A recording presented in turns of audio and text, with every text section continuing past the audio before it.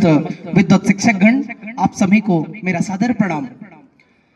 Sir ने मेरे विषय में जो कुछ भी कहा वो तो बहुत ही अत्यधिक बोल दिया है सर ने, क्योंकि मैं तो कहते हैं ना कि एक विचारों की दुनिया है शिक्षा जगत, जहां पर एक अगाध समुद्र है। उस समुद्र में मैं एक छोटा सा द्वीप की तरह हूं, या कुछ यूं कहूं तो इस अपार सिंधु में मैं मात्र एक बिंदु हूं। तो बहुत अत्यधिक प्रशंसा की आपने, इसके लिए मैं बहुत बहुत आपका आभार व्यक्त करता हूं। किंतु शायद इससे भी अत्यधिक महनीय शिक्षक हम सबके बीच विद्यमान हैं, उन सबका मैं अभिनंदन करता हूं और ऐसी इच्छा करता हूं कि उन सब की कृपा हम पर निरंतर बनी रहे। देखिए, शिक्षा का जो मूल उद्देश्य है वो है व्यक्ति विशेष के चरित्र में परिवर्तन कर उसे समाज उपयोगी बनाना। अगर हमारा संपूर्ण शिक्षा जगत इस कार्य को करने में सक्षम नहीं हो पाए तो भी हमें मानना चाहिए कि हम शिक्षा के क्षेत्र में असफल हुए हैं। बच्चे छोटे छोटे हैं, वो एक पौधे की तरह हैं। जैसे हम एक पौधे को लाते हैं और उन्हें अपने गार्डन में लगाते हैं, उनकी देखभाल करते हैं, अच्छे तरीके से उन्हें नरिश करते हैं, फिर वो पौधे बड़े होते हैं और उनमें पुष्प निकलते हैं। हमें उसी तरह से इन छोटे छोटे नन्हे मुन्ने बच्चों को भी तैयार करना है। अगर हम ऐसा न कर सके तो शिक्षा अपने मूल उद्देश्य को खो देगी। लेकिन हमें पूरा विश्वास है कि हमारे समस्त शिक्षक इस कार्य में सिद्धहस्त हैं और वो अपने इस कार्य को बखूबी निभाते हुए आगे चल रहे हैं। मैं आदरणीय प्रधानाचार्य सर का एक बार फिर से तहे दिल से धन्यवाद करता हूं और एक बात कहता हूं कि जब तुझसे न सुलझे तेरे उलझे हुए धंधे, जब तुझसे न सुलझे तेरे उलझे हुए धंधे, तो उसके हाथ में सब छोड़ दे रे बंदे। वो तेरी हर मुश्किल को आसान करेगा, वो तेरी हर मुश्किल को आसान करेगा। जो तू ना कर सका वो तेरा भगवान करेगा, जो तू ना कर सका वो तेरा भगवान करेगा। जीवन में लंबी यात्रा है, कहीं कोई सफल या असफल नाम की चीज होती नहीं है। बस ये है कि कोई कहीं से कहीं पर है। सफलता और असफलता के बीच एक बारीक सी लाइन है, उस लाइन को हम दिखाई भी नहीं पड़ती वो, लेकिन हमें उसको मापते हुए आगे बढ़ना और निरंतर बढ़ते जाना, यही जीवन है। जीवन में ना तो कोई सफल है ना कोई असफल है, सभी अपनी जगह पर हैं, क्योंकि सफलता की कोई निश्चित परिभाषा नहीं हो सकती। कहते हैं ना कि व्यक्तिगत विभिन्नताएं हैं, ऐसे ही सभी के बीच में अलग अलग विचार हैं, तो सफलता के लिए भी अलग अलग मानदंड, अलग अलग विचार हैं। अलग अलग व्यक्ति अलग अलग स्थानों पर सफल मान सकता है। एक छोटे से बच्चे के लिए वो अपने खिलौनों के साथ खेल रहा है तो उससे अत्यधिक सफल कोई नहीं है।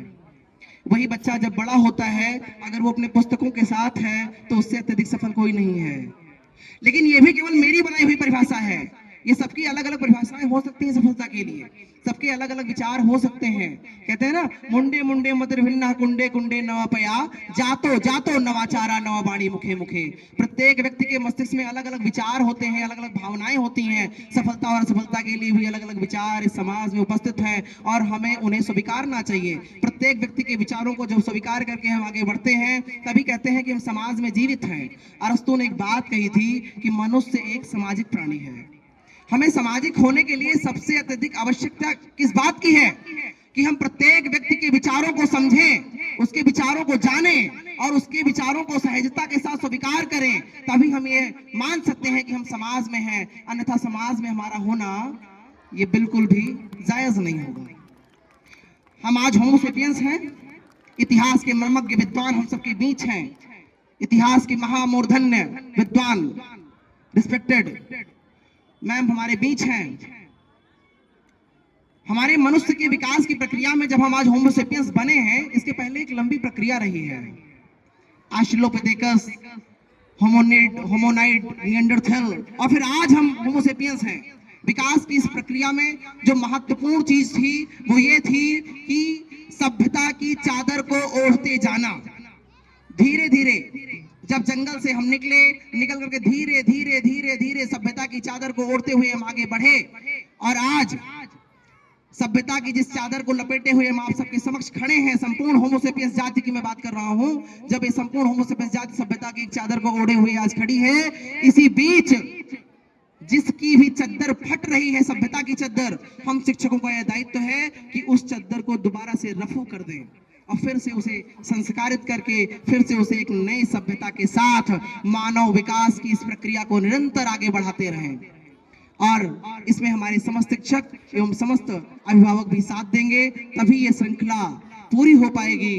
और विद्यार्थियों के लिए तो शिक्षक और माता पिता से बड़ा कोई नहीं है, क्योंकि जब तक उनके लिए, उनके मस्तिष्क के विकास के लिए निरंतर शिक्षक अपनी सहभागिता और अभिभावक अपनी सहभागिता प्रस्तुत नहीं करेंगे, तब तक बच्चों का विकास संभव नहीं है। और जब तक बच्चों का विकास संभव नहीं है, समाज का विकास संभव नहीं है, मानव जाति का विकास संभव नहीं है।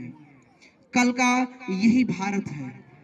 हमारे सम्मुख बैठे हुए ये समस्त बच्चे कल के भारत हैं। अगर ये विकसित हुए तो भारत विकसित होगा, ये संस्कारित हुए तो भारत संस्कारित होगा। कहते हैं ना कि आज के 10 साल बाद आपको कैसा समाज देखना है, ये एजुकेशन साइकोलॉजी का पार्ट है कि आज के 10 साल बाद आप जैसा समाज देखना चाहते हैं, आज की शिक्षा व्यवस्था को वैसा ही बना दीजिए। आज की शिक्षा व्यवस्था जैसी होगी, आज के 10 साल बाद का समाज ठीक वैसा ही होगा।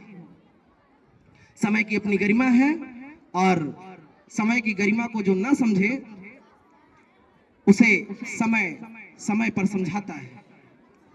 तो समय की गरिमा को देखते हुए मैं आप सबका एक बार आभार प्रकट करता हूं और आए हुए समस्त आगंतुक अतिथिगण का स्वागत करता हूं। और